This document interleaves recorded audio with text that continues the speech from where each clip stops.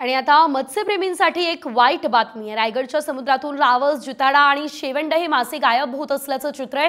किनाऱ्यावरती टाकण्यात येणारे भराव आणि समुद्रात सोडलं जाणारं केमिकल मिश्रित सांडपाणी त्यामुळे मत्स्य उत्पादन 3000 मेट्रिक टनांनी घटलेलं आहे। मच्छीमारांच्या आर्थिक अडचणींमध्ये वाढ झाली आहे। रायगडच्या किनारपट्टी भागातील 112 गावांमध्ये मासेमारीचा व्यवसाय चालतो। जवळपास 30,000 कुटुंब या व्यवसायावरती अवलंबून आहे। त्यामुळे त्यांचा उदरनिर्वाहाचा प्रश्न आता यामुळे निर्माण झालाय।